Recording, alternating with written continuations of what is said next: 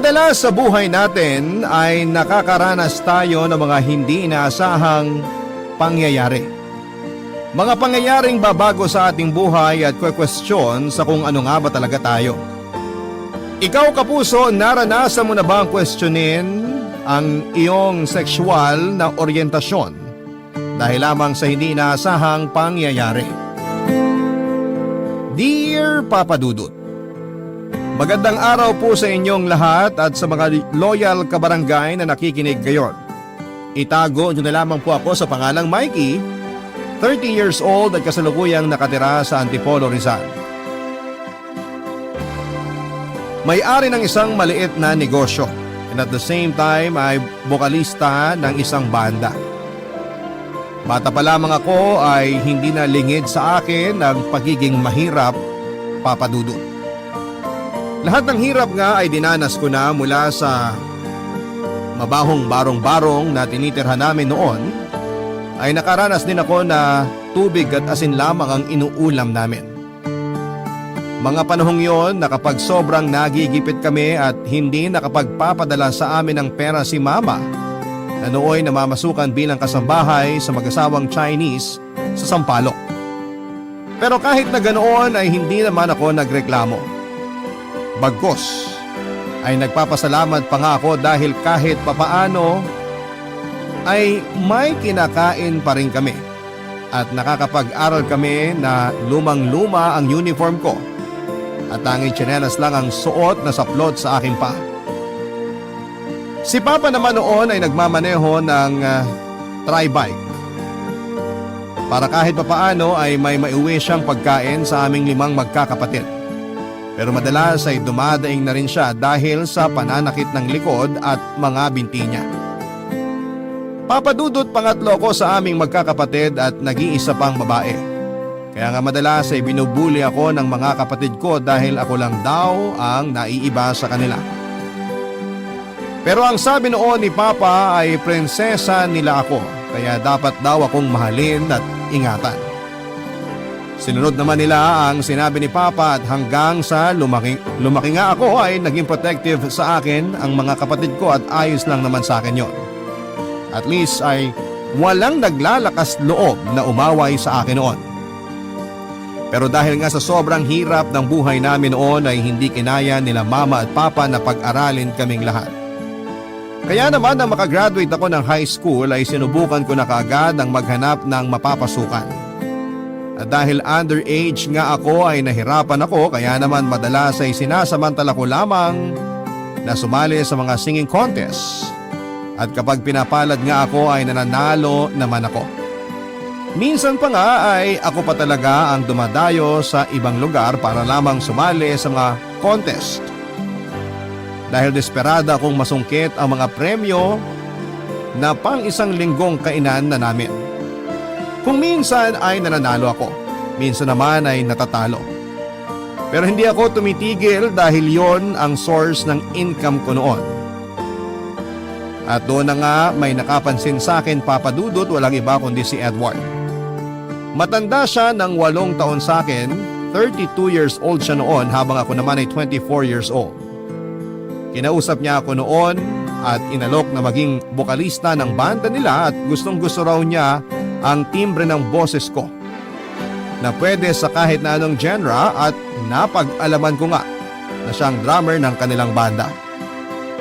Hindi na nga ako nagdalawang isip pa noon at agad kong sinunggaban ang alok niya lalo nung malaman ko na 1,000 kada gig ang kikitain ko. At hindi naman daw sila nauubusan ng gig dahil halos gabi-gabi raw ay tumutugtog sila. Ipinakilala niya ako noon sa mga kabanda niya dahil kada practice namin ay talagang tinitrain nila ako sa mga tamang techniques sa pagkanta. At masasabi ko nga na marami akong natutunan sa kanilang lahat.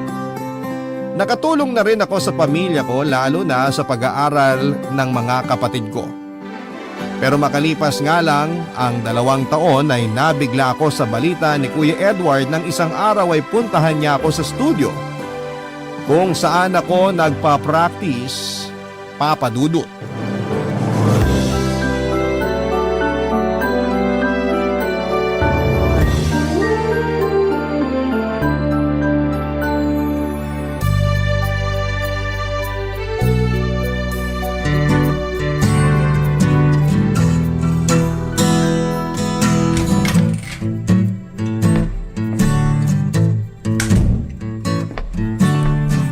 Mikey, pwede ka ba makausap sandali?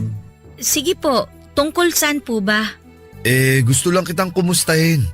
Kumusta ka naman ba sa banda natin? Okay naman po. Ba't bigla niyo pong naitanong?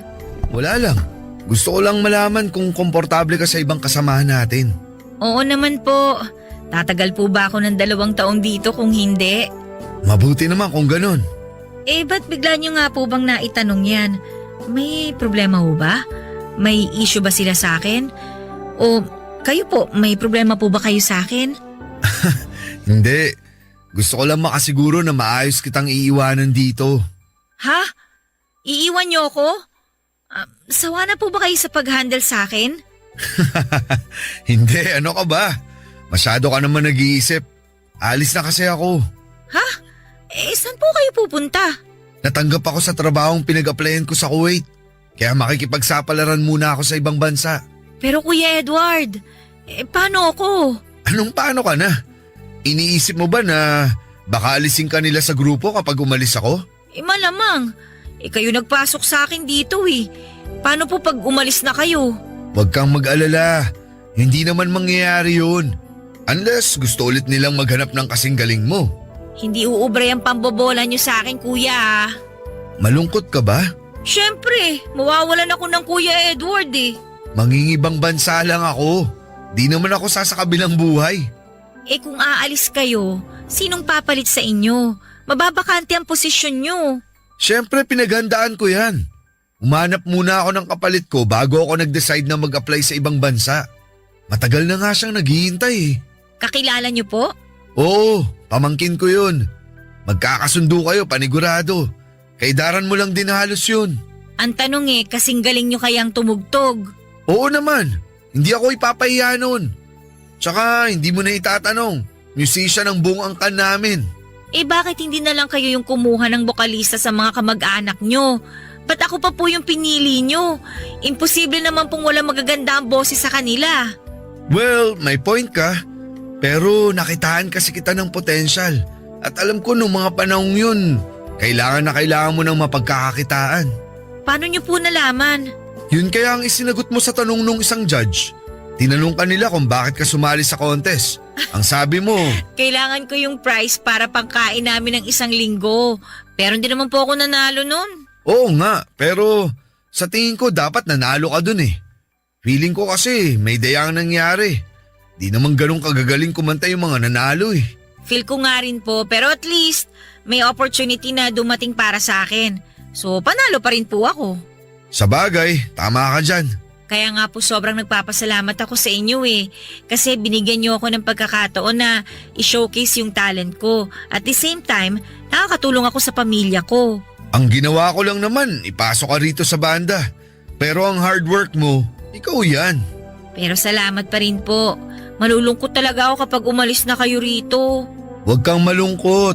Nandyan naman ang buong banda na nagsisilbing pangalawang pamilya mo na. And for sure, magkakasundo kayo ni Ace. Di ka mabobore at malulungkot pag siya ang kasama mo. Yung Ace po ba yung pamangkin nyo? Oo, mabait yun. May pagkasuplado nga lang sa una. Nako, as if namang uubra sa akin yung pagiging suplado niya. Well, sangayon ako dyan. Knowing you, may something sa'yo na nakakagaan sa pakiramdam. Naks! Todo-todo papuri mo sa akin ngayon, Kuya Edward Nagsasabi lang naman ako ng totoo. Napaka-positibo mong tao. At yun ang pinakagusto kong part ng pagkatao mo. Papadudot, katulad nga ng sinabi ni Kuya Edward ay umalis na siya sa banda at nakipagsapalaran sa ibang bansa. Lalo pa nga at may pamilya siyang binubuhay. Pero hindi naman nabakante ang posisyon niya dahil tinik-over ito ng pamangkin niyang si Ace. At totoo nga sa mga sinabi ni Kuya Ed ay may pagkasuplado nga si Ace. Pero wala namang kaso yon sa akin. Ang tingin ko kasi sa kanya ay isang Prince Charming na lumabas sa isang libro. Ganon na ganon ang datingan niya sa akin. Matangkad siya at maputi at talaga namang gwapo. Ganda rin ang husky na boses niya. Malalim at medyo pausin pa. Kaya nga first meet namin ay nagkaroon agad ako ng crush sa kanya. Kahit na hindi naman siya ganon kasaya na makita ako. Na-imagine ko pa nga na nasa nobela kami at sa una lamang siya suplado. Na sa katagalan ay mai-in-love din siya sa akin pero alam ko namang sa panaginip lamang yon mangyayari. Mga ilang buwan lang naman ay nahuli ko rin ang kiliti ni Ace. Katulad ko kasi ay mahilig siyang mag-compose o gumawa ng sariling kanta kaya naman kapag wala kaming rehearsal ay nagsishare kami ng mga ideya sa isa't isa at mga concept na pwedeng gawing kanta. Hanggang sa naging close na nga kami. Pero wala namang mali siya dahil alam kong companion lang ang tingin sa akin ni Ace at kontento naman ako doon. Ang importante lang naman sa akin ay magkasundo kami dahil ayaw ko naman na may hindi ako kasundo sa trabaho ko. Pero kung gaano nga kami magkasundo ay siya ring tindi kapag nag-aasaran kami. Si Ace din kasi yung tipo ng hindi makukontento sa isang araw kapag hindi nakakapambuisit. Pero sorry na lamang siya dahil hindi ako pikon. Bagkos ay sinasabayan ko lamang siya sa mga pang-aasar niya sa akin, Papa Dudut.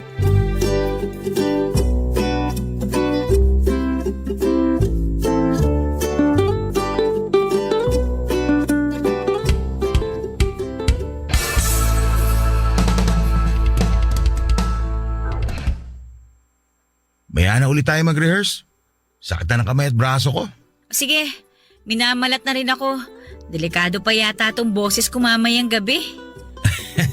Boses palaka ka na nga. Boses pala ka pala ah. Ikaw nga gurang ka na eh. Nangalay kagad ang kamay at braso. Pikon. Hindi ako pikon no. Hindi lang ako papatalo sa'yo. Tama na nga. Baka umiyak ka pa eh. Oso ko. May iba ako. Humuhusay ka na sa pagigitara ha. Talaga ba? May mga sintonado pa rin ako minsan eh. Pero di na ganun kasama. Pwede ka na siguro isabay kay Kuya Red. Lo, di kaya. Lead guitarist yun. Anong gagawin ng newbie na kagaya ko?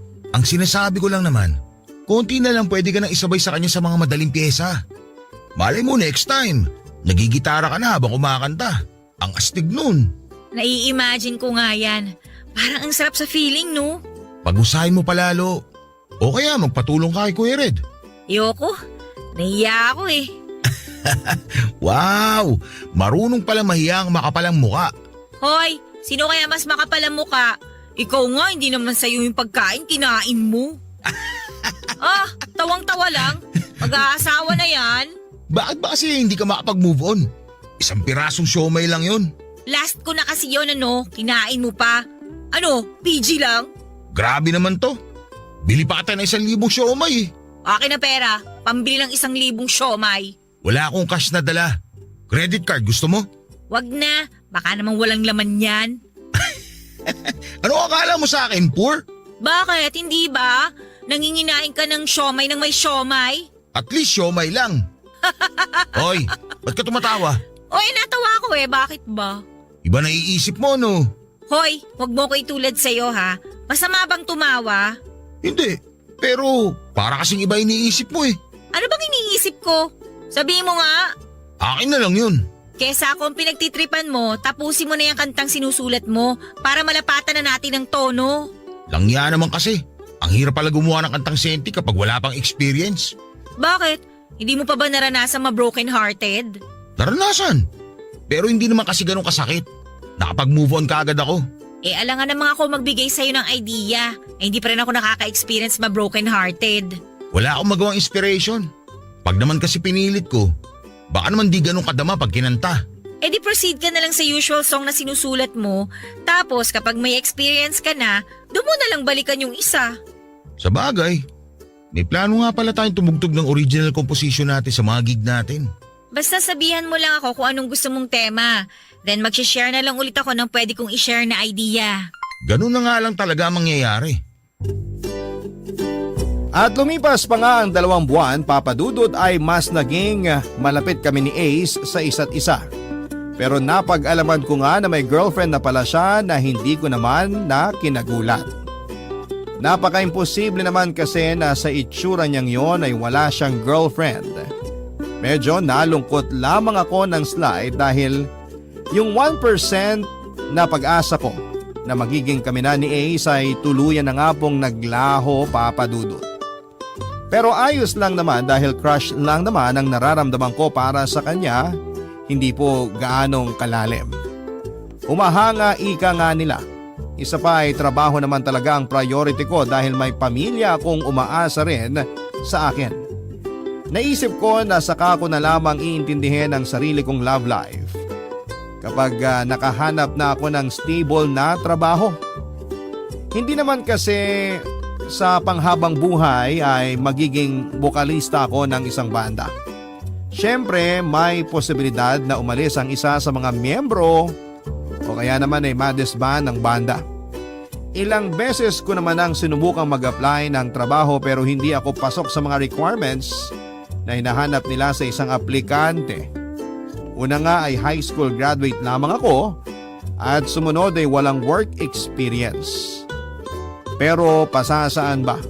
At makakahanap din ako ng trabahong para sa akin o kung hindi man ay pangarap ko sanang magkaroon ng sariling negosyo na mag-aahon sa amin sa kahirapan, Papa Dudut. Barangay Love Stories. Barangay Love Stories. Isang gabi nga matapos ang isa naming gig ay may pinakilalang babae sa amin si Ace at sinabing girlfriend niya ito, si Jade. Maganda ang babae at sexy, mukhang mayaman din base sa pananamit nito. Agad naman akong nakipagkamay sa kanya at sinabi kong masaya akong makilala siya pero hindi ganoon ang pinapahiwatig na mga ngiti niya sa akin. Ako naman ay walang pakialam kung galit siya o inis dahil wala naman akong maalalang may atraso ako sa kanya. At importante lamang naman sa akin ay nagmamahalan silang dalawa ni Ace at wag lang nitong sasakta ng kaibigan ko. Halos lahat nga ng gig namin ay kasama si Jade pero wala naman ang atensyon nito kay Ace kundi nasa akin. Panay kasi ang sulyap niya sa akin tapos ay bigla na lamang mangiirap. Naisip ko tuloy na baka binabantayan niya si Ace kaya naroon siya lagi kapag may gig kami. At dahil nga hindi na rin ako makatiis at gusto ko ring malinis ang pangalan ko sa kanya, ay sinamantala kong busy ang mga kabanda ko lalo na si Ace sa pagliligpit ng mga gamit ay nilapitan ko si Jade na nasa isang lamesa lang naman kasama namin na naghihintay, Papa Dudut.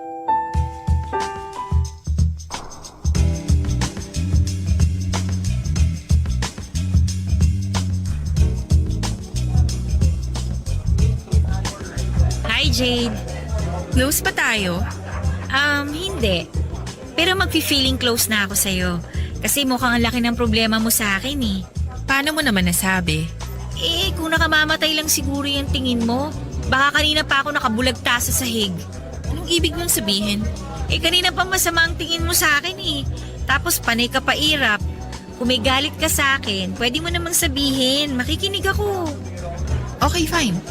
Yung totoo, naiirita ako sa'yo. Kasi lagi kang nakadikit kay Ace. Akala mo ba hindi ko napapansin? Please lang, matuto kang dumistansya sa boyfriend ko. Ang sakit mo kasi sa mata eh. Ay nako, wala kang dapat ipag-alala. Trabaho lang naman ang namamagitan sa aming dalawa. Kaya kumalma ka lang.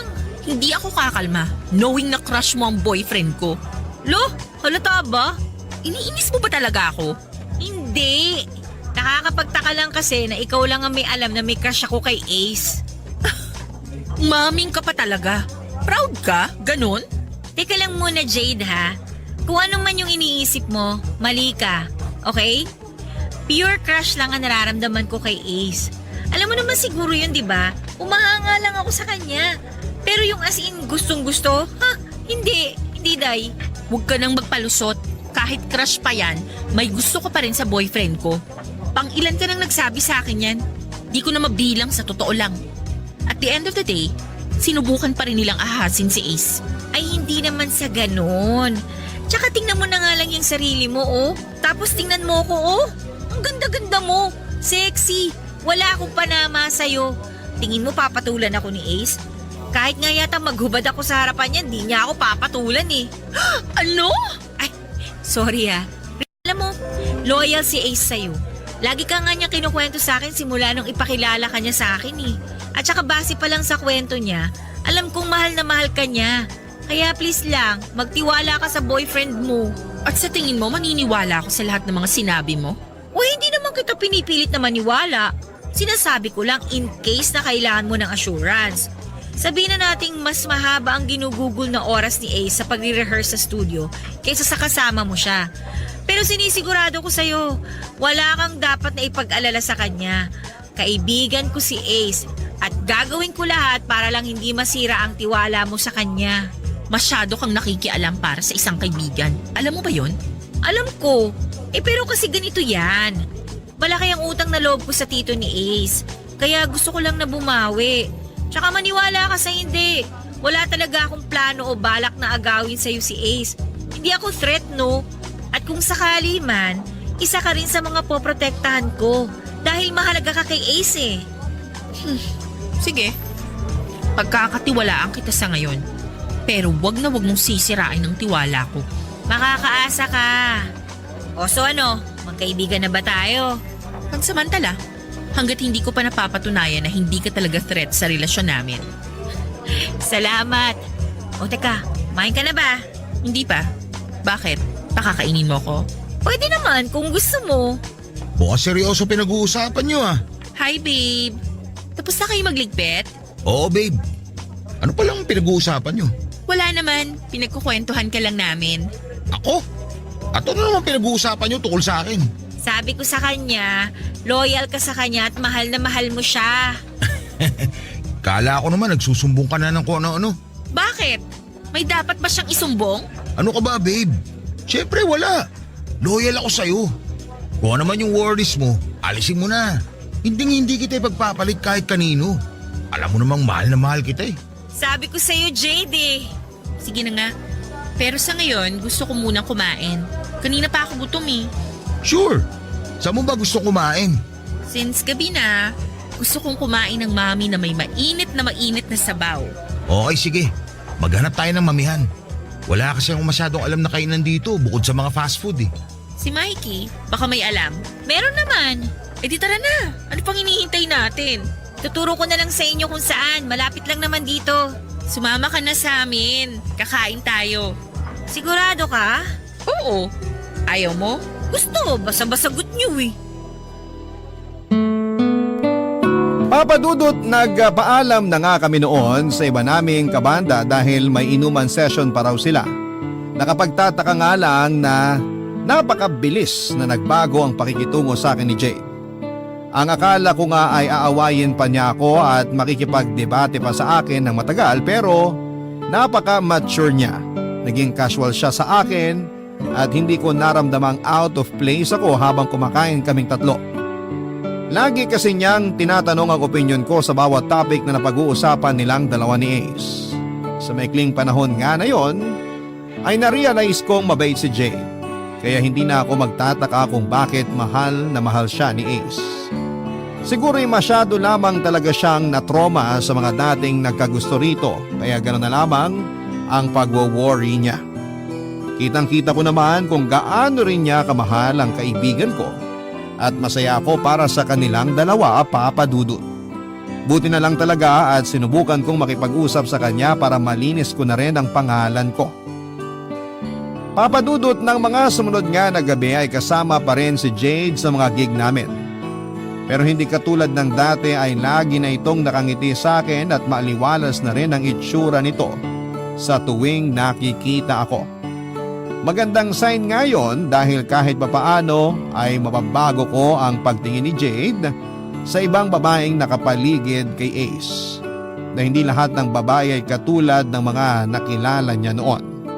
At dahil nga magkasundo na kaming dalawa ay palagi na nga niya akong isinasama sa tuwing may lakad o gimmick silang dalawa ni Ace.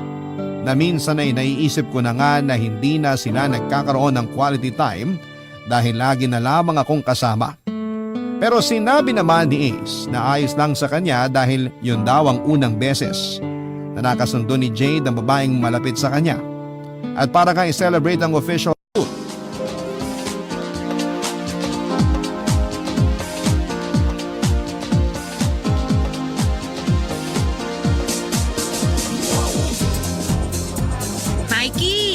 Aba, kanina pa inuugat ng tagay mo, oh. Pas muna. Doon na ako eh. Wala, madaya. Hayaan mo na babe. Huwag kayo masyado magpakalasing. Hindi ko kayo kayang bitbiting dalawa pag nalasing kayo. Kaya nga, tsaka mahina ang tolerance ko sa alak. Ang mabuti pa, magkwentuhan na lang muna tayo para bumaba yung mga tama natin. Sige, call ako dyan. Call din ako.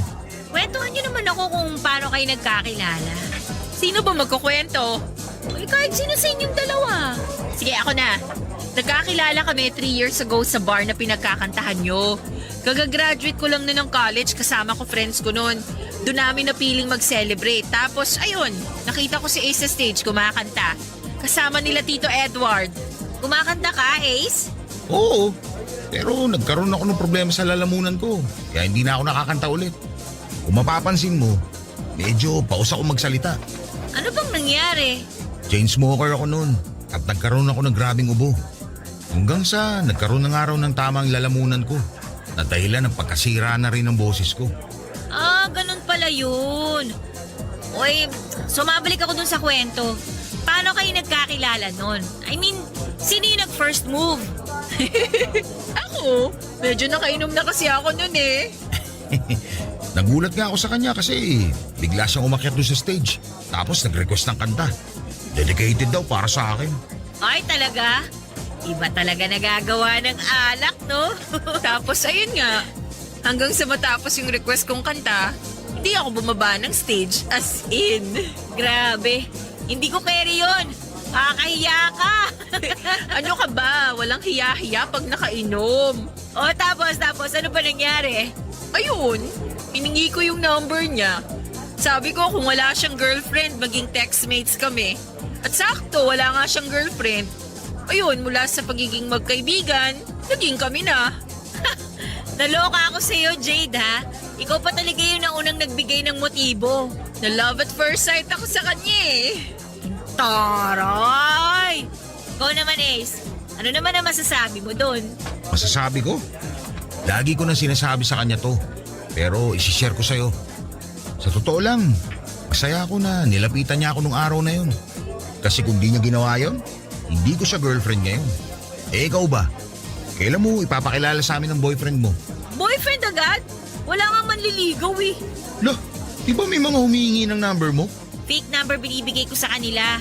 Ayoko makipag-text kung kani-kanino, no? Kasi, iba ang gusto mo. Oy, hindi. Ka ba? Ayoko pa lang talaga. Gusto ko kasi munang makahanap ng stable na trabaho bago ko atupagin ang love life ko. Eh, syempre, priority ko ang family ko eh. Maraming umaasa sa akin kaya nga lagi ako nagdadasal na sana bigyan pa ako ng maraming blessings para may maibahagi ako sa pamilya ko. Swerte na magiging boyfriend o asawa mo. Syempre, no? Pero family first muna. Tama naman yan. Pero wag mo pa rin kalimutan ang sarili mong kaligayahan. Tandaan mo, mabilis lang ang panahon. Bukas, di mo na mamalayan. Marami ka na palang pinapalagpas sa pagkakataon. Pero bago ang lahat, tagay muna ni Mikey. Kala mo makakalimutan ko na. O, eto na. Kumusta naman pala sa inyo? Kailan mo balak pumasyal? Hindi pa ako makaluwas eh. Magkano na lang din kasi natitira sa pera ko. Pinapadala ko lahat kay Papa. Wala bang work papa mo? Meron. Nag-drive siya ng pedicab. Kaya lang naawa na rin ako sa kanya eh. Kasi humihina na rin yung mga tuhod niya. Wala ka bang mga kapatid na pwedeng tumulong sa inyo? May asawa na rin yung dalawang kuya ko. Kaya hindi na rin namin maabala tsaka maasahan. Hirap din naman kasi sila sa buhay eh. Pero magtira ka pa rin kahit papano. Mag-ipon ka para kung may gusto kang paglaanan in the future, may magagamit kang pera. Papadudot marami ako na-realize sa mga sinabi nila sa akin at mas doon ko na pag-isip-isip na paghandaan ang kinabukasan ko. Dahil hindi naman habang buhay ay ganun lang ang buhay ko. Balang araw ay magkakaroon ako ng sarili kong pamilya at hindi ko gugustuhin na maranasan nila ang hirap na dinanas ko. Kaya nga sinunod ko ang payo sa akin ni Jade na mag-ipon ng pera. Kada sahod ko noon ay bumabawas ako ng 200 pesos para itabi at ipunin. At sa paglipas nga ng mga panahon ay naging mas malapit kami ni Jade sa isa't isa. Masasabi ko nga na masaya ako na maging parte ng buhay nilang dalawa ni Ace. Hindi ko rin nakalain na ang babaeng dati ay inis na inis sa akin ay makakasundo ko pala. Madalas na nga na kami lang ang lagi magkasama habang si Ace ay hindi namin sinasali sa mga gimmick namin. Si Jade naman kasi ang nagsasuggest noon na magkaroon kami ng girls bonding. Noon ko nga lang din na-realize na napakakalog pala ni Jade at kayang-kayang sumabay sa lahat ng biro ko. Kaya naman mas naging masaya akong kasama silang dalawa na mga kaibigan ko noon, Papa Dudut. Barangay Love Stories. Barangay Love Stories. At dahil nga sa palagi kaming magkasama ni Jade ay hindi ko namamalayan na nag-iiba na ang nararamdaman ko para sa kanya, Papa Dudut. Bagay na hindi ko naramdaman noon kay Ace. At dahil hindi pamilyar sa akin ang pakiramdam na yon ay nagsimula na akong kabahan, lalo na kapag naiisip kong hindi ako maaaring makaramdam ng romantic feelings para kay Jade dahil pareho kaming babae. At nagwo-worry rin ako sa maaari niyang isipin tungkol sa akin. Natakot ako na baka kapag nalaman niya ang totoo ay layuan niya ako o pandirihan. Pero hindi naman siya manhid at matalinong babae si Jade kaya naman hindi rin nagtagal ay nalaman niya na may gusto ako sa kanya. At hindi lang basta pagkagusto, Papa Dudut.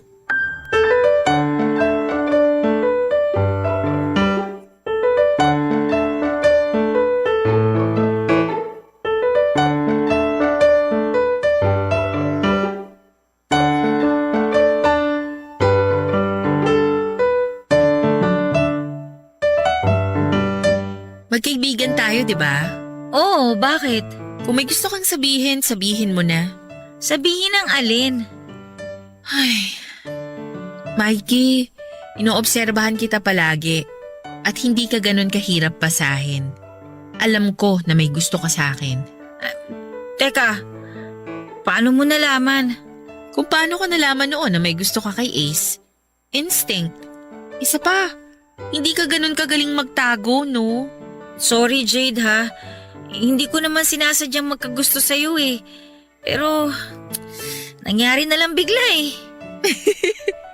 Ba't masyado kang seryoso? Hindi naman ako galit. Tsaka huwag kang mag-sorry tungkol sa mga bagay na hindi mo naman kontrolado. Hindi ka galit? Hindi. Ba't ako magagalit? Crush lang naman yan. Paano kung sabihin kong hindi lang to basta crush? Na mahal na talaga kita bilang babae. Mikey, thank you kasi mahal mo ko. Pero alam mo naman ang sitwasyon natin. Boyfriend ko si Ace. Committed na kami sa isa't isa. Wala naman akong balak na guluhin ang relasyon niyo ni Ace. Kaya nga tinago ko na lang tong nararamdaman ko eh. Alam ko naman na hindi mo kami guguluhin ni Ace. Pero isipin na lang natin ang mararamdaman niya. Nililinaw ko lang lahat dahil ayokong i-invalidate feelings mo. Nagmahal ka lang naman sa maling tao at maling panahon. Kaya hindi mo kasalanan yun. Hindi ka ba naiilang sa akin? Ba't naman ako maiilang sa'yo? Kasi pareho tayong babae. Yung may gusto sa'yo, babae. Sabi ko nga, may mga bagay na hindi natin kontrolado. May mga unexpected events na nangyayari sa buhay natin. At sa kaso mo, ito yun. Salamat Jade ha. Napaka-mature mo talaga mag-isip. Kung ibang babae siguro baka iba yung naging reaksyon nila. Walang mali na magmahal ng kapareho nating kasarian. Ang mali yung taong hindi tanggap ang mga tao na kagaya mo. Basta lagi mong tatandaan, as long as wala kang tinatapakang tao, go lang. Sasabihin mo ba kay Ace? May mga bagay na hindi na niya kailangang malaman. Pero for the sake of our friendship, kailangan nating sabihin. Dahil nag-promise tayo na walang secrets, diba? Baka magalit sa akin si Ace. Di natin sure. Pero alam kong maiintindihan ka niya. Kilala ko si Ace at hindi siya basta-basta nagbibigay ng judgment. Para namang hindi mo siya kilala. Alaskador lang yun pero mabait at patas siyang tao.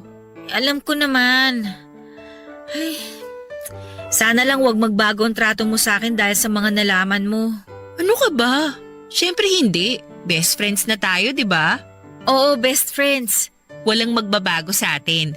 Tsaka gagawin pa kitang bridesmaid. Gusto ko yan. Kailan niyo ba balak magpakasal? Kasal na lang ang kulang sa inyo eh. Matagal pa naman. Pero napag-usapan na namin.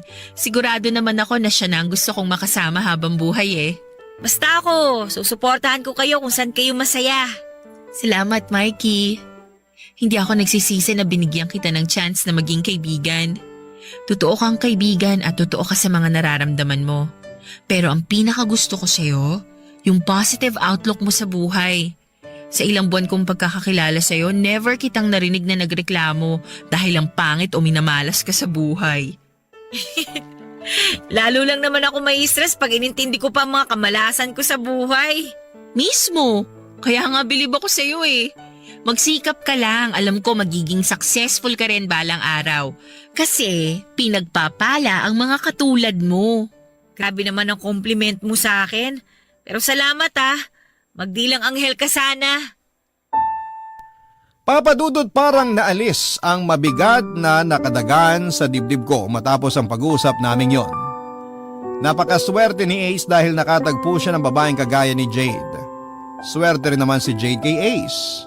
Hiling ko lang talaga ay hindi na sila magkahiwalay at ikasal na sila. Kung tutuusin kasi ay kasal na lamang ang kulang sa kanila pero nasa kanila naman yon. After all ay lifetime commitment ang kasal na dapat pag-isipang mabuti. Hindi ko nga akalain na hindi ko pa pala talaga lubusang kilala ang sarili ko. Hindi ko alam na may tinatago pala akong ibang kasarian. Sino ba naman kasing mag-aakala, hindi ba? Simula nung magkaisip ako ay lalaki naman talaga ang gusto ko tapos ay bigla na lamang akong nagkagusto sa isang babae. Hindi ko tuloy alam kung ano ba talaga ang sexual orientation ko. Kung bisexual ba o lesbian. Pero mas safe sigurong sabihin na kasama ako at parte ako ng LGBT community. Pero dahil nga sa bagong nadiskubre ko sa aking sarili, ay naging maingat ako sa mga kilos at salita ko. Dahil nga hindi pa ako sigurado ay pinili kong maglaylo. Alam ko naman na tanggap na ang mga LGBT sa lipunan. Pero may iilan pa rin ang hindi. Kaya naman hindi ko maiwasang mag-alala. Idagdag pa na hindi ko alam kung papaano ako maglalantad sa pamilya ko. Dahil hindi naman sila open sa ganong usapin kaya minabuti kong huwag na nga munang ipaalam sa kanila. Makalipas nga ang 2 taon ay masayang ibinalita sa akin ni na Ace at Jade na magpapakasal na sila. Masaya ako para sa kanila pero hindi ko pa rin maiwasang makaramdam ng kaunting kirot. Pero no hard feelings. Ang importante lang sa akin ay masayang masaya sila at masaya na rin po ako, Papa Dudut. Sa 2 taon ding yon ay nagpursigi ako sa pag-iipon kagaya ng payo ni Jade. Nakapagpundar ako ng maliit na negosyo na ako rin mismo ang nagmamanage. Nagbebenta ako ng mga damit, tsinelas at kung ano-ano pa. At napakalaking tulong talaga noon sa pamilya ko. Nang in-announce nga ni Ace at Jade ang balak nilang pagpapakasal ay nakiusap sa akin si Jade na gusto niyang hingin ang opinyon at perspective ko sa lahat ng kakailanganin nila sa kasal. Dahil para sa kanila ay napakalaki raw ng parte ko sa buhay nilang dalawa ni Ace. Hindi ko naiwasang maging emosyonal sa sinabi niyo ni Jade dahil pakiramdam ko ay tunay na pamilya na ang turing niya sa akin.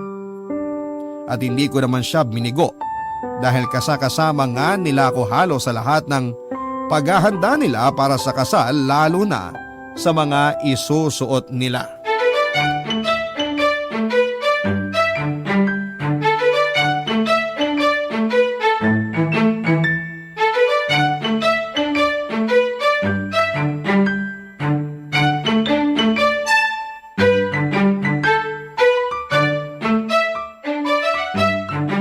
Di ba masama raw na isukat ang wedding gown?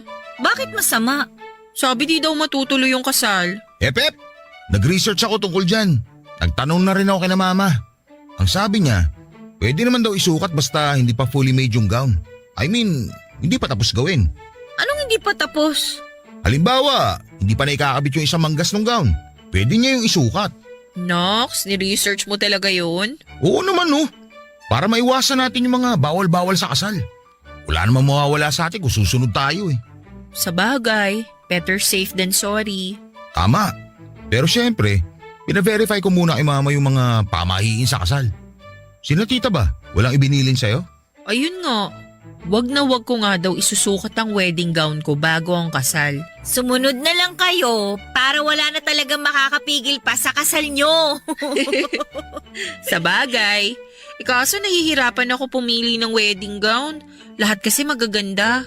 Ikaw ba babe, ano sa tingin mong bagay sa akin dito? Lahat naman bagay sa'yo. Ba't nga ba ikaw pa tinanong ko? Dapat talaga hindi ka na sumama eh. Kaming dalawa na lang sana ni Mikey yung nagpunta rito. Di pa tayo kasal, inaaway mo na ako. Sa bagay naman kasi talaga sa'yo kahit ano pang isuot mo eh. So ano, kahit ano isusuot ko sa kasal natin? Bagay sa'yo tong long sleeves na backless. Talaga? Ito din gusto ko eh. Hala, ba't ang tindi ng mood swings mo? Ilan linggo ka ng ganyan ah. Baka buntis. Buntis? Oh, bakit ganyan kayo makatingin sa akin? Parang gulat na gulat pa kayo. Kailan ka nga huling dinatnan, babe? Oh my gosh! Oh, bakit? 2 weeks na akong delayed. Congrats! Buntis ka na! Pero hindi pa sure. Maiwan ko na muna kayong dalawa rito. Saan ka pupunta? Tatakbuhan mo ako? Sira, hindi. Bibili ako ng pregnancy test kit sa butika. Babalik ako kagad. I love you. I love you too. Ingat ka. Ang aga ng wedding gift niyong dalawa, ah. Tingin mo talaga buntis ako? Oo, 2 weeks ka kamong delayed, di ba? Ganyan yung mga napapanood ko sa TV eh. Paano kung delayed lang talaga? Huwag ka masyado mag-overthink. Bibili na ng pang-PT si Ace. Pero, paano nga kung buntis ka? Matutuwa ako syempre. Magkakaanak na kami ni Ace kung sakali. Masaya ako para sa inyong dalawa. Basta pag kinasal na kayo, huwag niyo akong kakalimutan ha. Ano ka ba? Hindi ka namin makakalimutan. Napakalaki ng parte mo sa buhay naming dalawa ni Ace. Isa kang tunay na kaibigan at totoong tao ka. Kaya kung buntis nga talaga ako, ninang ka. Gusto ko yan! Bridesmaid na, ninang pa! At dapat ikaw ang kakanta ng wedding song namin habang naglalakad ako papunta ng altar. Oo naman, yun na lang ang regalo ko sa inyo. Thank you so much, Mikey. Sana lang wala kang hidden grudges sa akin kasi hindi ko maibalik feelings mo para sa akin. Para kang sira. Wala na sa akin yun, no? Basta maging masaya ka lang palagi. Kayo at na mga magiging anak nyo. Masaya na ako noon. Tsaka hindi lang naman ikaw ang tao sa mundo. Marami akong makikilala at sigurado akong isa doon para sa akin. Lahat ng negative nagagawa mong positive, ha? Nakakabilib ka talaga. Marami ng negativity sa mundo. Dadagdag pa ba ako? Sobrang saya ko ng mga oras na yon dahil sa mga sinabi ni Jade Papadudut. Sino nga ba ang mag-aakala na magiging matalik pala kaming magkaibigan? Nagsimula kami sa hindi magandang pagkikita. We started at the wrong foot, ika nga nila. Pero kahit na ganoon ay masaya ako na broken-hearted man ako sa kanya ay ayos lang. Dahil kung mahal mo talaga ang isang tao ay magiging masaya ka sa kung saan siya masaya. At bilang kaibigan ni Jade at Ace ay masaya akong makita na masaya silang dalawa. Hindi naman magtatapos kay Jade ang kwento ng buhay ko dahil marami pa akong pahina na maaaring sulatan. 3 buwan nga lang ang inabot ng preparation ng kasal ng dalawa sa importanteng tao sa buhay ko at sa lahat ng preparation na yon ay super hands-on talaga ako dahil na rin sa request ni Jade. Minsan nga binibiro ko siya na ginawa niya talaga akong literal na bridesmaid. Pero sinasabi naman niya na ganon ako kaimportante na gusto niya lahat ay may participation ako. Nakakataba nga ng puso na ganong klase ang importansya ang ibinibigay niya sa akin. At wala rin naman kaso yon kay Ace. Kahit pa nga alam na niya ang tungkol sa nararamdaman ko para kay Ace. Or para kay Jade. Kumbaga, we're matured enough para intindihin pa ang mga maliliit na bagay na hindi na dapat palakihin pa. At katulad nga ng request ni Jade, ay ako ang kumanta ng wedding song nila at habang inaawit ko ang paborito nilang kanta, ay hindi ko napigilang umiyak dahil sa dalawang bagay. Una ay sa tuwa dahil kapwa na nila papasukin ng bagong yugto ng buhay nila ng magkasama at pangalawa ay dahil sa munting lungkot na nararamdaman ko dahil alam ko na marami nang magbabago pagkatapos po nilang maikasal. Hindi na kami lagi magkakasama dahil kailangan na nilang i-prioritize ang pamilyang bubuin nila. Lalo pa nga at 4 na buwan nang buntis si Jay. Ilang buwan pa ay masisilayan ko na rin ang inaanak ko. Nang matapos nga ang seremonya ng kasal ay oras na para ihagis ng bride ang kanyang bouquet at kung hindi ka ba naman binibiro ng tadhana ay ako talagang nakasalo ng bulaklak na yon. Tuwang-tuwa pa talaga ang bagong kasal habang ako naman ay hindi ko alam kung ano ang magiging reaksyon. Dahil po sa sobrang pagkagulat. Napabalik na lamang ako sa ulirat nang yakapin ako ni Jay. At sabihing ako na ang susunod. Napuno na lamang ng tawanan ng simbahan dahil sa sinabi niyang yon. Taliwas din sa naisip ko ay hindi nagbago ang trato nila sa akin bagkos ay mas lalo kaming naging malapit sa isa't isa at ramdam na ramdam kong parte talaga ako ng pamilya nila. Lumipas din ang ilang taon at malaki na rin ang inaanak ko na syempre ay spoiled sa akin.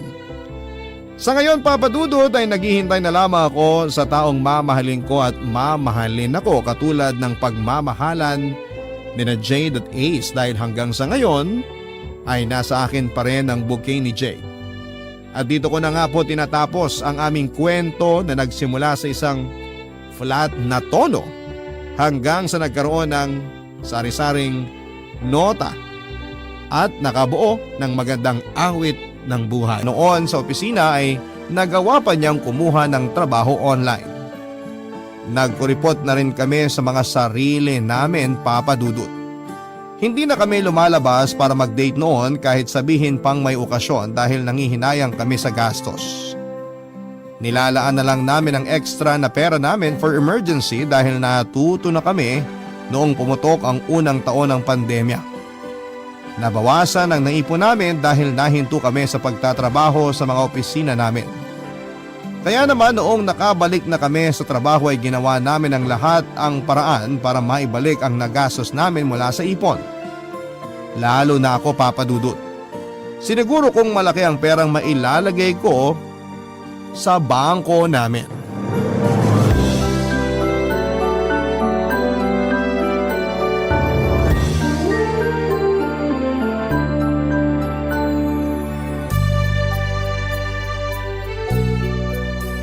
Hi, mahal.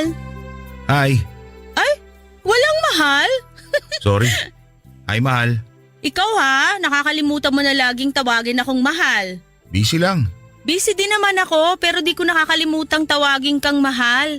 Di ko rin nakakalimutang mag-I love you sa'yo. Kailan ko naman nakalimutan magsabi ng I love you sa'yo? Hello, lagi. Lalo na sa text. Huwag mong sabihin pag-aawayan natin yan, mahal ha. Kung sakali, pwede bang schedule natin sa ibang araw yung away na to kung gusto mo talaga? Busy ako ngayon eh. May nahabol ako ng trabaho para makapasok this cut-off yung bayad. Kanina ka pa nakaharap dyan sa computer mo, magpahinga ka muna. Hindi pwede. Kailangan may habol ko to. Eh kung di man makahabol this cut-off yan, sa susunod na lang, para may pahinga ka rin. Sumpa magkaroon ng pahinga ngayon. Kapag may pahinga ka, ibig sabihin hindi ka magkakapera. Ano ba namang paniniwala yan? Makina nga pinapahinga eh, tayo pa kayang mga tao? Kailangan ko matapos to. Bayar na naman next week ang insurance natin eh. May pera pa naman tayo. Pahinga na muna tayo, ha? Pakis naman. Mamaya na. Tapusin ko lang to.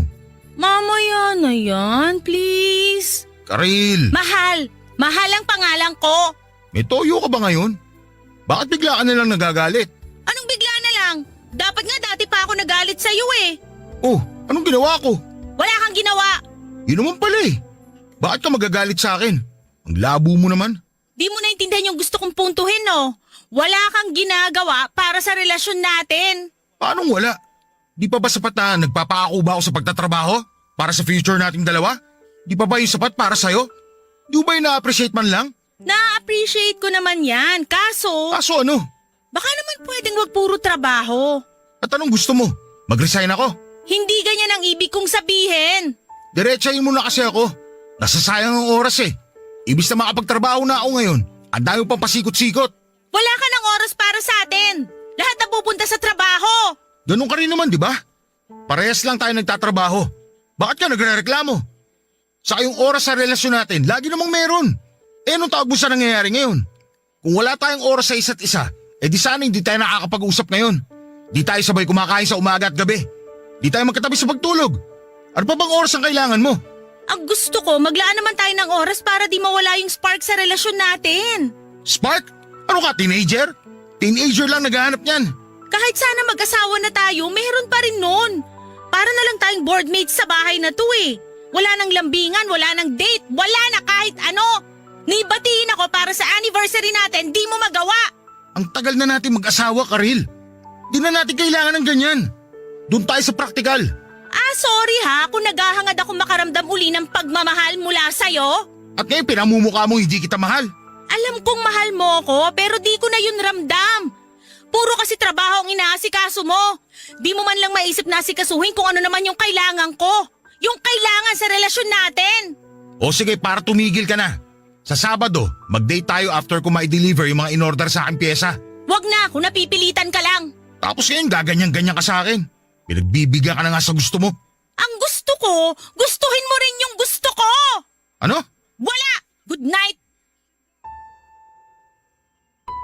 Naiintindihan ko naman ang punto ni Karil noon, Papa Dudut. Kaso nga lang ay pagod na kasi ako kaya hindi ko na maayos na naproseso ang mga dapat kong isagot sa kanya. Aminado naman akong nawalan nga ako ng time sa relasyon namin dahil masyado akong nag-focus sa trabaho. Akala ko naman kasi parehas lang kami ni Karil na ayos sa current setup namin. Pero dinamdam na pala niyang ang hindi namin paglabas-labas na dalawa.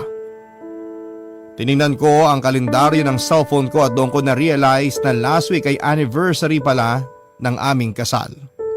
Doon ako nakonsensya dahil hindi ko man lang siya naalalang batiin, Papa Dudut. Mahal ko si Karel at wala naman akong ibang minahal kundi siya lamang. Yun nga lang sa sobrang tagal ng relasyon naming mag-asawa kaya siguro'y nababaliwala ko na siya. Dahil alam kong andyan lang naman siya. Tinake for granted ko ang presensya niya dahil alam kong hindi naman siya mawawala. Nabaliwala ko si Karel nang hindi sinasadya dahil nakasanayan ko nang andyan lamang siya sa akin.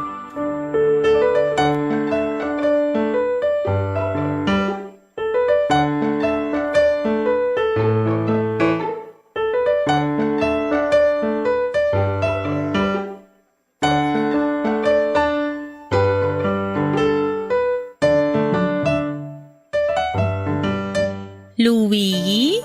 Ano yun, mahal? Anong pangarap mo nung bata ka? Pangarap ko maging astronaut. Pero imposible pala yun kasi may fear of heights ako. Kala ko pangarap mo maging salbabida eh. Ha? Bakit ko naman papangarapin maging salbabida?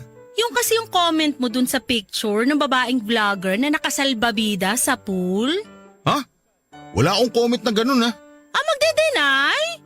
Wala naman talaga. Na-screenshot ko yung comment mo oh. Sabi mo, dati pangarap kong maging mayaman, pero ngayon pangarap ko na lang maging salbabida. Yan ba? Wala lang naman yan. Biruan lang namin magkakaibigan niya sa office. Nakita mo tinag lang ako dyan tapos sumagot lang ako. Sagot ba yan ng taong may asawa na? Kasi nga biruan lang nga yan. Di ko naman tototohanin yan eh. Kantsawang lalaki lang yan. Alam mong nakapublic yung picture tas magko-comment ka ng ganito? Di mo naisip na pwedeng makita to ng ibang kakilala natin? Ano na lang sasabihin nila, ha? Di ka dapat mag-isip ng masama. Buti nga nakapublic yung comment ko eh. Ibig sabihin lang yan, wala akong balak na kahit ano. Saka public figure naman yung babae na yan. Vlogger nga, di ba? Buti sana kung hindi. Doon ka matakot. Hindi ba ako dapat matakot sa ganitong ginagawa mo? Hindi. Kasi wala naman akong balak na magloko. Mas matakot ka kapag naglihim ako ng mga ganyan. Mas matakot ka kung nagme-message ako sa babae na yan. Eh mukhang papunta ka na rin dun eh. Ang labo! Bakit ko naman i-message yung babae na yan? Saka kahit i-message ko siya, as if naman papansinin niya ako, no? Eh paano ko i-message mo nga at mag-reply sa'yo, ha? Eh di mag-cheat ka na niyan. Ala, grabe naman ang pag-overthink. Kaka-Facebook mo yan eh. Nag-overthink ako dahil sa inaasal mo sa relasyon natin. Ito na naman po kami. Mag-aaway na naman ba tayo? Di pa nga tayo tapos sa nakarang away natin eh. Magdadagdag ka na naman ng bago. Yun na nga eh. Di pa natapos yung issue sa'yo nung nakaraan. Dinadagdagan mo pa ngayon. Ako pa nagdagdag? Ikaw nga to nagsisimula ng away. Nananahimik lang ako rito. Mabuti pa tong vlogger na to. Nagawa mong ma-appreciate at nagawa mong mag-react sa pinost niyang picture. Samantalang ako, hindi. Kahit siguro magubad na ako sa Facebook, dead maka pa rin. Ano ba namang pag-iisip yan, Karil? Dumaan lang naman niya sa newsfeed ko sa Facebook kasi nga tinag ako ng kaibigan ko. At yung mga post ko, hindi ba dumadaan sa newsfeed mo kaya di mo man lang mapusuan? Di mo man lang mapansin? Yan ba problema mo? O sige, pupusuan ko na lahat. Teka, asan ba yung cellphone ko? Huwag na, kasi binlock na kita. Grabe naman toyo yan, Karil. Hindi to toyo, Louie. May pinaghuhugutan yung galit ko sa'yo. Huwag na tayong mag-aaway, please. Sige na, sorry na, mali na ako. Okay na ba? Hindi okay. Hindi. Eh, anong gusto mong gawin ko? Nakakapagod ha? Ikaw pa may ganang magsabi ng ganyan? Eh kasi naman pagod na ako sa trabaho, tapos mangi-stress ka pa sa mga issue mo sa relasyon natin. Di naman kita niloloko, Karil. Wala akong iba. Kahit halungkatin mo Facebook ko o pumunta ka sa trabaho, imbestigahan mo ako. Wala kang makikita kasi loyal ako sa'yo. Kung issue mo yung pagko-comment ko sa picture ng ibang babae, sige, last na yung ginawa ko. Buburahin ko na yan para matapos na to. Hindi lang naman to dahil dun sa pag-comment mo sa picture ng vlogger na yun eh. Gusto ko sana ganun ka rin sa akin. Iparamdam mo naman na na-appreciate mo rin ako. Hindi ka na katulad ng dati. Dati pa na yung post mo tungkol sa atin. Ngayon wala na. Tapos ibang tao na paglalaanan mo ng oras para sa ganyan? Samantalang akong asawa mo, ni sabihan ako maganda kahit isang beses, di mo man lang magawa? Karil naman parang... Huwag mo sanang hintayin na mapagod ako, ha? Huwag mo sanang hintayin na ibang taong unang makagawa ng mga bagay na gusto kong gawin mo para sa akin.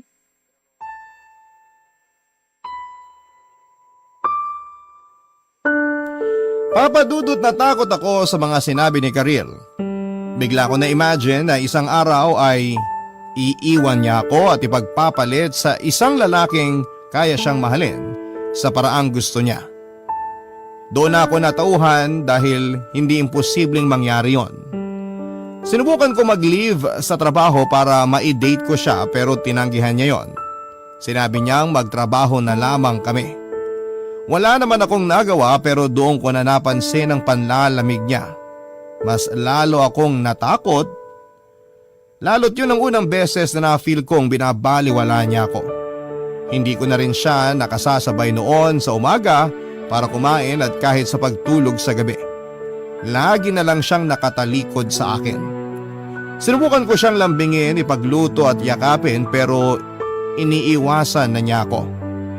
Wala naman akong ibang mapagsabihan noon sa mga nangyayari sa amin dahil ayokong may nakikialam sa relasyon namin. Sa paglipas ng mga araw ay napansin ko lalo na nagbago na si Karil sa akin.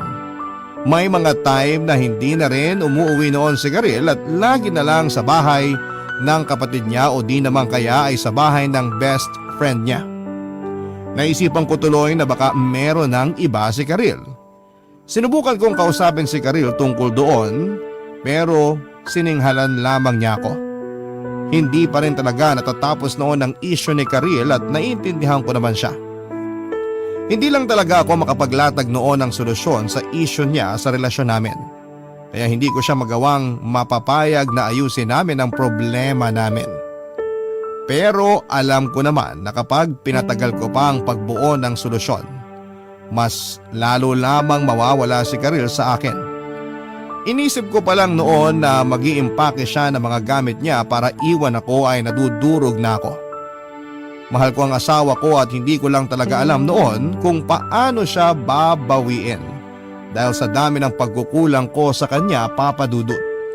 Barangay Love Stories. Barangay Love Stories. Inaya ko ulit siyang mag-date kami pero tumanggi siya. Sinabi niya sa akin na puno na raw ang schedule niya at nagtanong ako kung ano nga ba ang nagpuno ng schedule niya. Pero umiling lamang siya. Sinabi ko na willing naman ako mag-adjust sa schedule niya kung pwede. Nagsabi na rin ako sa kanya na gagamitin ko na ang leave credits ko. Tinawanan lamang niya ako at sinabing i-convert ko na lang daw sa pera ang hindi ko magagamit na leave tulad ng ginagawa ko dati. Doon pa lamang ay alam kong issue pa rin talaga niya ang kawalan ko ng time sa kanya. Naalala ko nga lahat ng leave ko ay hindi ko ginagamit dahil kino-convert ko to cash ang mga yon. Kahit nakailang pakiusap sa akin si Karil na gamitin namin kahit 2 days lamang para makapag-beach kami o makapag-hiking. Hindi ko siya pinakinggan, Papa Dudut, dahil mas importante sa akin ang pera. Never kaming nakatikim ng out of town mula noong nagseryoso kami sa mga pangarap namin. Kahit si Karil ay kinumbinsi kong perahin na lang niya ang leave niya para naman makadagdag sa ipon namin. Doon ko lang na-realize na baka masama ang loob niya sa nirequest ko sa kanya. Hindi niya lang siguro sinabi sa akin at nagtiis na lamang na sumunod sa lahat ng gusto ko. Nakonsensya ako kaya handa na ako noon na sundin kung ano man ang gustong gawin ni Karil sa relasyon namin. Sinabi ko sa sarili ko na hindi ko na siya kukontrahin at kung makabawas man yon ng kita sa amin ay hindi ko na masyadong poproblemahin. Wala naman or malaki naman ang naipon namin. Kaya walang kaso kung magpapahinga kami noon ng ilang araw o ilang linggo kung yon ang gusto ni Karil. Nilakasan ko ang loob kong kausapin siya kahit ramdam kong mababasag lang ako sa mga isasagot niya sa mga sasabihin ko.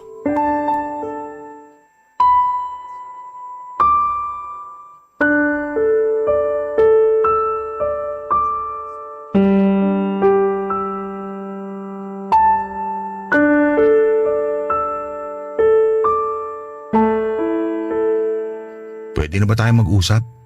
Di ba tayo nag-uusap? Alam mo naman kung anong ibig ko sabihin eh. Kung itatanong mo ulit kung may free time ako, wala. Kung itatanong mo naman ang leave credits ko, sinabi ko na sa HR namin na peperahin ko na lang sa December. Ayaw mo ba talaga magpahinga tayo? Magbakasyon. Kahit anong gusto mo. Wag na, wala rin namang magbabago.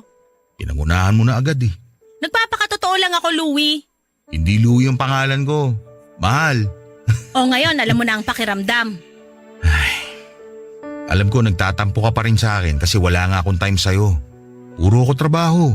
Hindi lang to tungkol sa pagtatrabaho mo. Dahil na naman ba yan sa pag-comment ko sa picture ng vlogger? O tapos ikaw pa ang galit. Gets mo na kung bakit ayoko makipag-usap sa'yo? Sorry, nabigla lang ako. At para sabihin ko sa'yo, alam kong hindi mo pa rin tinitigil yung pagbibigay mo ng atensyon sa ibang babae. Ano na naman bang… Subukan mo mag-deny, subukan mo! Hindi na ako nagko-comment sa picture ng ibang babae ha? Hindi yung nagko-comment ka sa picture na ibang babae. Nahuli kita uli. Ano na naman yan nahuli mo sa akin? Nakita ko yung GC yung magkakaibigan. Pati ba naman GC namin pinakikialaman mo na? Binubuksan mo na ang Facebook ko na hindi ko alam? Actually, di naman ako ang nangialam eh. Yung asawa ng isang kaibigan mo na nagkataong katrabaho ko naman. O sige, sabihin mo kung ano nakita mo sa GC para mag-sorry na ako. Grabe mga pinagsisend yung mga picture ng babae ha. Lakas din ang loob mo magsabi ng mine? Free shipping ba si ate? Willing to pay kahit isang gabi lang? Ang sarap nila? Wow! Parang wala kang asawa ah. Usapang lalaki lang naman yun, Karil. Sinabi ko naman sa'yo, di ba? Ang baboy mo!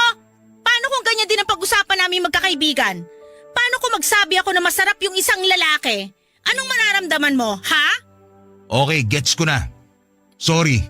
May oras ka pa para ilabas yung pagnanasa mo sa ibang babae, pero ako na sarili mong asawa, di mo man lang maganyan. Bakit di mo ako pagnasaan? Bakit di ako imanyakin mo? Di mo man lang nga ako mapagbigyan eh. Gusto mo rin sabihan kita ng masarap? Ganon? Huwag kang pilosopo, tanga. Eh ano nga ang gusto mong gawin ko? Ang gusto ko, makita mo pa rin ako. Iparamdam mong nakikita mo pa rin ako. Iparamdam mo na mas nagagandahan ka sa akin kaysa sa ibang babae. Pag niyaya kitang magano, pumayag ka naman sana. Hindi yung wala kang gana. Gagawin ko yan. Lahat yan. Please, magkaayos na tayo. Namimiss na kita eh. Meron pa akong gustong ipagawa sa'yo. Sabihin mo lang. Lahat gagawin ko. Tumikim ka ng ibang babae. Ano? Tumikim ka ng ibang babae.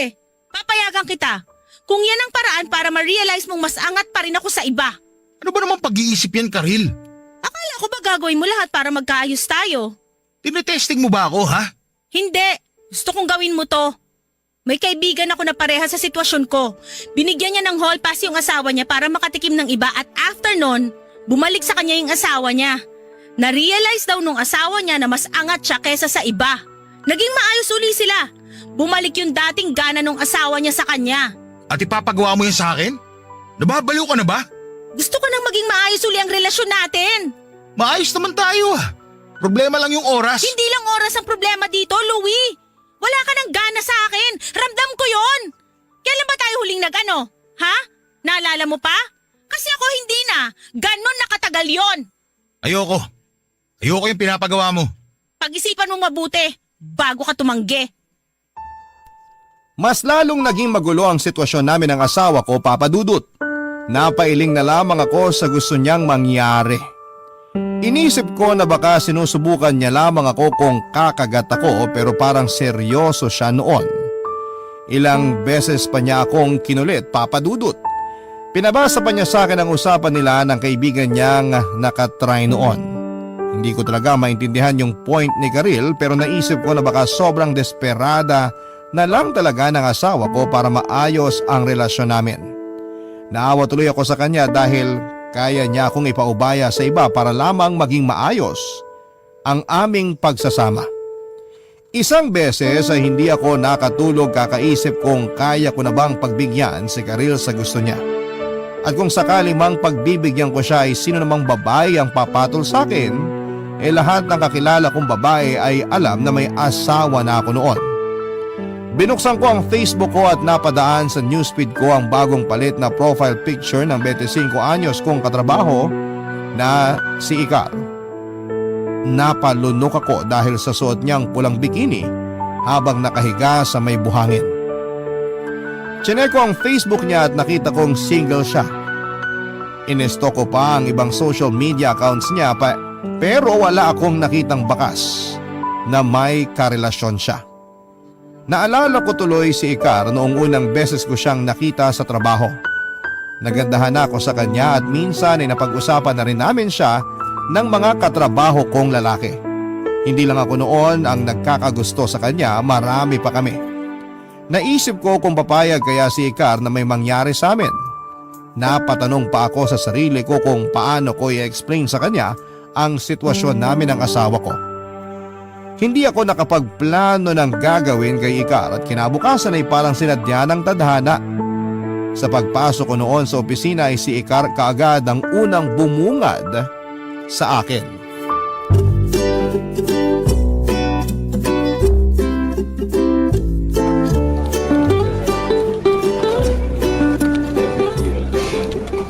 Hi, Icar. Hi, Louie. Uy, congrats nga pala sa team nyo, ha? Ha? Dun sa paramihan ng Facebook likes. Ah, yun ba? Thanks. Oo, congrats dun, ha? Bakit congrats? Natalo nga kami. Akala ko panalo kayo eh. Ang ganda kasi. Ikaw lang ang nagsabi na maganda yung ginawa namin. Maganda naman talaga. Parang ikaw. Sus, nagagandahan ka sa akin? Lahat naman. Ikaw? Anong ako? Hindi ba pambobola yung sinabi mong maganda ako? Hindi ako nang bobola. Maganda ka kaya talaga. Talaga? Oo nga. Lalo na kapag nakasuot ka ng puting bestida. Ang ganda mo. Ang aliwalas na mukha mo. Charotero. Hindi kita chinacharot. Tsaka Icar, pag wala kang makeup, sobrang ganda mo. Lalong lumalabas ang kaputian mo. Napakasinungaling nito. Mamatay man. Pag namatay ka, iiyak ako. O sige, para sa'yo hindi na ako mamamatay. Ayoko umiyak eh. Paano kapag narinig ng asawa mo yung paglalandi mo sa akin ngayon? Ha?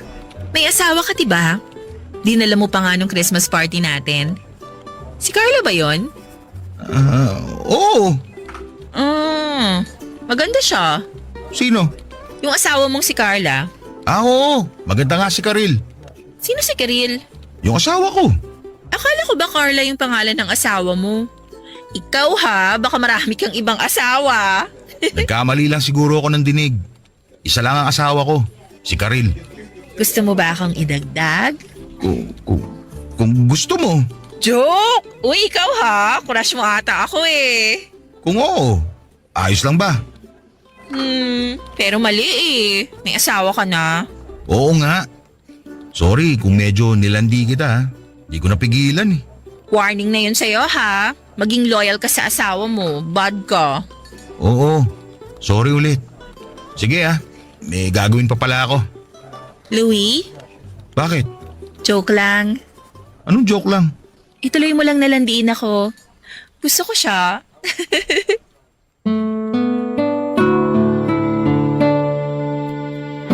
Nagkatawanan kami ni Icar dahil sa mga nangyari. After noon ay bumalik na kami sa mga mesa namin.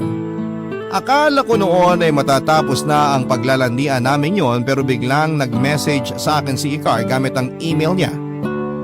Tinatanong niya kung pwede raw bang sa email na lang kaming mag-usap. Natakot ako kasi baka pinagtitripan niya lamang ako pero hindi pala. Sinabi niyang crush din daw niya ako dati pa kaya kinilig siya noong nilandi ko siya. Napangiti ako at aminado akong nakaramdam ako ng kilig. Matagal na nung huli akong nakaramdam ng ganong klaseng kilig at excitement. Nagpatuloy ang pag-uusap namin. Hindi na nga ako halos nakatapos noon ng trabaho ko dahil panayang check ko sa messages namin. Nagtinginan din kami ng may halong mali siya noon, Papa Dudut. Kaya ramdam ko noon na seryoso siyang maging ka-fling ko. Noong uwian ay nag-usap kaming kumain ng street food sa kabilang kanto ng opisina namin. Nahiya pa akong kumain sa harapan niya at pinakiramdaman ko siya. At ganoon din siya sa akin. Nagkatinginan kami sa huling subo ng kwek-kwek at doon ay natawa na lamang kami ng kahit walang kadahilanan. Pagkatapos noon ay mas naging komportable na kami sa isa't isa. Hinatid ko siya sa paradahan ng sasakyan, pauwi at umuwi na rin ako pagsakay niya. Panayang check ko noon ng email dahil inaabangan ko ang message niya. Grabe ang ngiti ko noon, Papa Dudut. Bigla ko tuloy naalala noong mga unang buwan na kinikilala pa lang namin ni Karel ang isa't isa. Nagkaroon tuloy ulit ako ng gana sa mga ginagawa ko. Lalo na yung pagpasok ko noon sa trabaho. Lahat yon ay dahil kay Icar. Hindi ko binanggit si Icar kay Karel kahit alam ko naman noon na siya naman ang may pakana kung bakit ako nakikipaglandian sa ibang babae noon, Papa Dudut. Barangay Love Stories. Barangay Love Stories. Tuwing nasa opisina lang naman kami naglalandian noon. Walang nakahalata sa ginagawa naming dalawa. Merong CR sa bandang 7th floor na hindi pinupuntahan ng mga empleyado. Kaya doon kami madalas tumatambay. Wala kaming ibang ginawa noon kundi ang magkwentuhan, maglandian at magyakapan. Pinayagan na rin niya akong halikan siya pero hanggang doon lang. Muntik lang na may mangyari sa amin pero agad na napigilan nang marinig naming papasok ang janitress. Napatago tuloy kaming dalawa sa isang cubicle at hinintay naming makaalis ang janitress. Namilipit kami sa kakatawa noong lumabas na ang janitress dahil nga sa pag-init ng mga katawan namin. Nagkantsawan pa kaming dalawa at after noon ay hindi na ulit yon nangyari. Papa Dudut, malaki talaga ang naging pagbabago ko mula noong nagkamabutihang kami ni Icar. Hindi ko man yon binabanggit kay Karil pero alam kong napansin na rin niya. Madalas kasi akong kumakanta noon sa bahay na hindi ko naman ginagawa dati. Nakatutok din ako madalas sa aking laptop noon kahit na wala namang kailangang ayusing trabaho. Gusto ko lang mag-check doon kung nag-message na ba si Icar.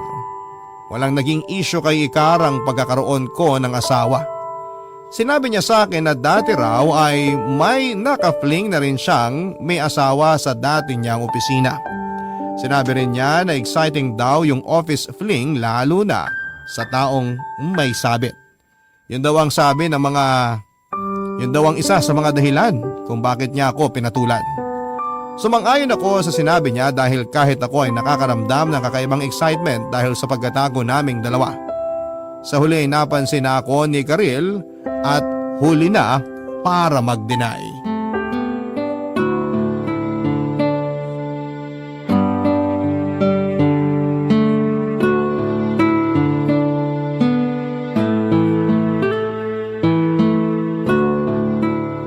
Bago yung polo shirt mo ah.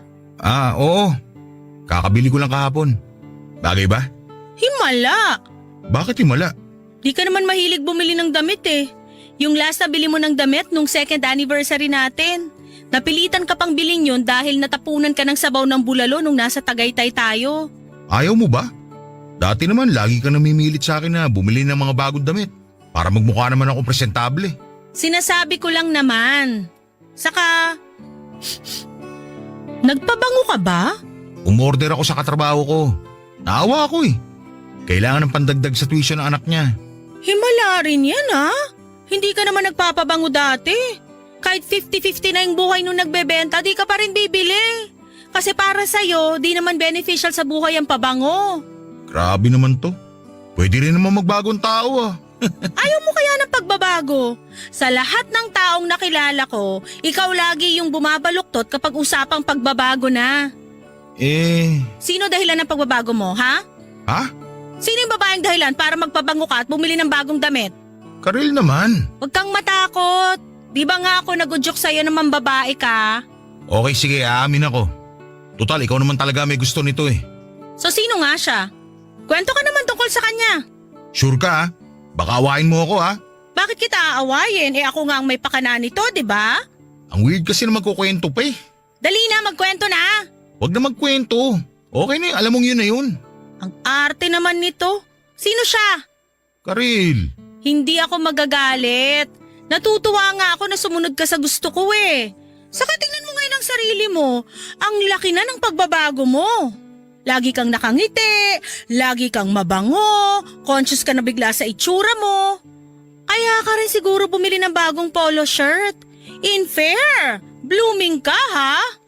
Napansin mo talaga? Oo, para kang teenager. Last kong nakita to sa'yo, nung nagliligawan pa lang tayo. Lagi kang amoy malinis, laging kumakanta. Kumakanta pa rin naman ako ah. Mula nung nagseryoso na tayo sa mga pangarap natin sa buhay, hindi ka na uli kumanta. Nihaplusin yung gitara mo, di mo na magawa. Namiss ko yung Louie na yon. Masaya ka ba sa nakikita mo ngayon? Oo naman! Yan ang Louie na kailangan ko. Yung may gana na uli sa buhay. Di yung parang robot na puro na lang trabaho. Nakakamiss kayang makita kang fresh dahil inspired ka. Thank you. So sino nga siya? Katrabaho ko. Namit mo na ata dati kasi nakilala ka niya nung Christmas party namin. Si Ikar. Parang familiar yung name. Siya ba yung chinitang mestiza? Siya nga. Tapos maliit na babae. Wow! Ang galing mong mamili ah! Pero wala pa rin tatalo sa'yo syempre. Tingnan mo na epekto sa'yo ng pambababae mo. Ngayon pa lang napapansin mo na ang ganda ko. Nakakalimutan ko lang sabihin dati pero araw-araw naman maganda ka para sa akin. Nakakakilig naman yan. Padalan mo nga si Ikar ng chocolates. Para saan? Pasasalamat! Dahil binalik niya ang dating Louie ko. Nawirduhan ako sa usapan namin ni Karil pero naging komportable naman ako noong tumagal. Hindi naman siya nagalit at hindi ko naman nakitang tinatago lang niya ang galit niya. Legit naman noon na masaya siya sa nangyayari sa akin. Nagpakwento pa siya kung may alam na si Ikar sa plano namin. Sinabi ko na wala siyang alam. Nagtanong din siya kung meron na raw bang nangyari sa amin ni Ikar at sinabi ko ang totoo. Sinabi ko na wala pa. Pero naghalikan na kami at nagyakapan. Pinadescribe niya ang feeling sa akin noong hinalikan at niyakap ko si Ikar. Ako naman ay malayang nagkwento at nadala na rin sa usapan. Doon na nag-init ang lahat sa amin, Papa Dudut. Ewan ko kung nadala si Karil sa usapan namin pero bigla niya akong hinatak sa kwarto at doon ay may nangyari sa amin makalipas ang maraming taon.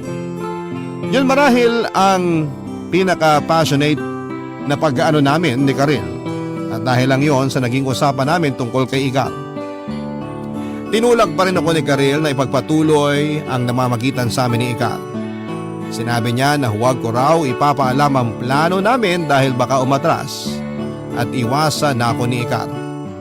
Sinunod ko na lamang ang sinabi niya at pinagpatuloy ko pa rin ang landian namin ni Igar. Isang beses habang nasa CR kami ng 7th floor, nagkakwentuhan kami ni Igar habang magkayakap. Marami siyang tinanong sa akin lalo na ang tungkol kay Karil. Hindi naman naging awkward ang usapan naming dalawa at talagang open si Igar sa pagiging kabit niya. Papadudod sa pag-uusap namin ay napansin kong panay na ang hawak ni Igar sa leeg at hita ko. Iba na rin ang tingin niya noon sa akin na may halong kakaibang init. Hindi ko nga siya matingnan noon ng diretsyo dahil kahit ako ay nag-iinit na rin, Papa Dudu.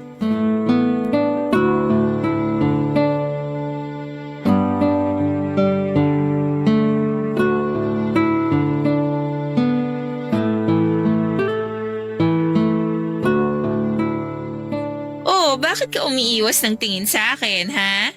Napuwing lang. Ano yan? Minuminuto ka nalang napupuwing? Kanina ka pa kaya umiiwas ng tingin? Napuwing nga talaga ako. Ayaw mo bang tinititigang kita? Ha? Ano eh? Nako-conscious ka, no? Oo eh. Grabe kasi ang titig mo. Nanlalamon. Magaling talaga akong lumamon. Uy, anong ibig mo sabihin dyan? Ng karne, ng samgyupsal. After nito, samgyupsal tayo, ha? Kala ko naman kung ano na. Sige, libre kita. After nating mag-samgyupsal, baka naman... Anong baka naman? Baka naman pwede tayong humiga. Pag-uwi na lang sa mga bahay natin. Bakit sa bahay lang ba pwedeng humiga? Pwede namang sa hotel, di ba? Uy, gusto mo na? Office ba? Di mo ako inaaya eh. Ako na lang mag-aaya. Tinatansya lang naman kita. Baka mamaya ayaw mo, mapahiya pa ako. O ngayong alam mo na, gusto mo ba? Oo naman. Ang tagal ko na kayang gustong ano. Aanuhin mo ko. Mag-anuhan tayo. So, after work? Bakit pa natin hihintayin ng after work? Sinasuggest mo bang gawin na natin ngayon? Kung gusto mo lang naman. Kahit saan pwede ako. Eh di mas lalo ako. Ready ka na? Ready na ako, Karil. Karil? I mean, Ikar. Tinawag mo ako sa pangalan ng asawa mo. Sorry, nakasanayan lang. Iniisip mo bang ako ang asawa mo? Hindi ah. Halata sa mukha mo. Hindi. Kanina kasi panay ang tawag ni Karil kaya siguro tumatak yung pangalan niya sa utak ko. Tapos kanina may kliyente pa ako na Karil din ang pangalan. Tapos kanina rin naalala ko yung sapatos si Karil.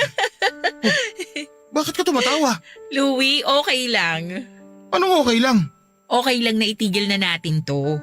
Dahil lang sa natawag kitang Karil? Di ko naman yung sinasadya. Saka siyempre, lagi ko siya nakakasama. Ah, alam ko na. Kasi nga, di ba, pinag-uusapan natin si Karil kanina? Ayun, ayun ang dahilan. Hindi mo na kailangan mag-explain kasi asawa mo yun eh. Malamang maaalala mo siya.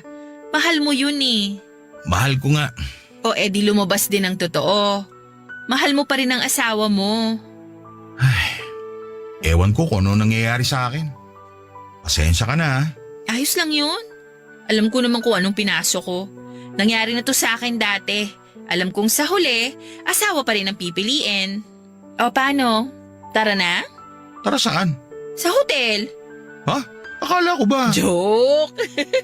Wala nang ganun ano. Wala na ako sa mood. Ay, kinabahan naman ako. Libre mo na lang ako ng samgyupsal para may closure tayo.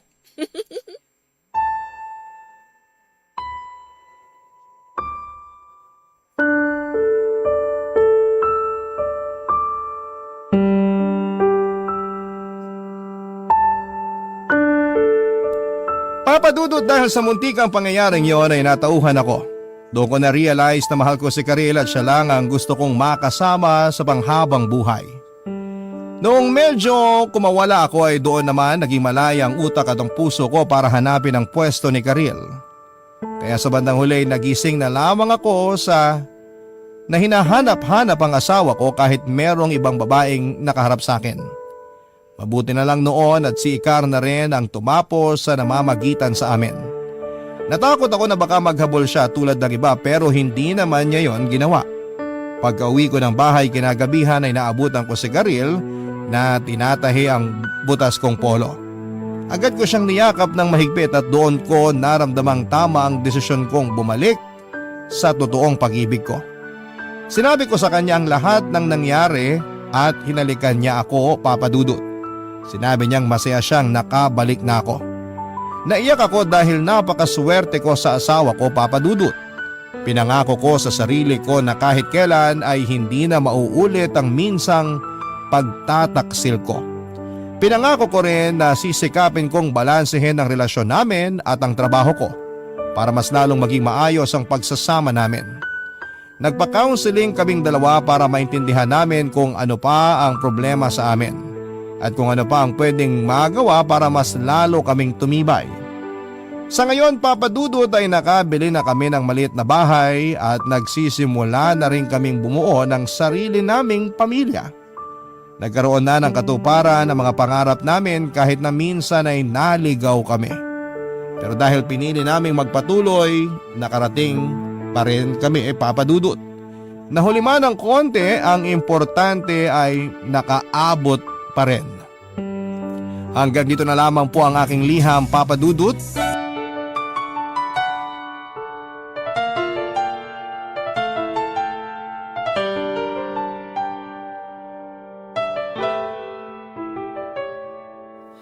Ang buhay ay mahiwaga, laging may lungkot at saya. Sa Papa Dudut Stories, laging may karamay ka.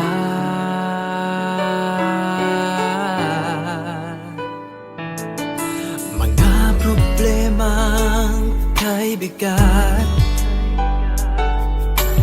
dito ay pakikinggan ka. Sa Papa Dudut Stories, kami ay iyong kasama. Dito sa Papa Dudut Stories, ikaw ay hindi nag-iisa.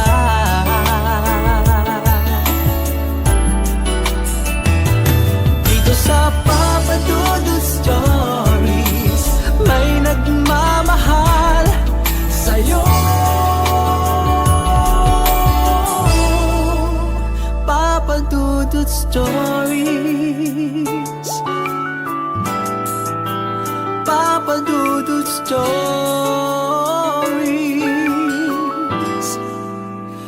Papa Dudut Stories.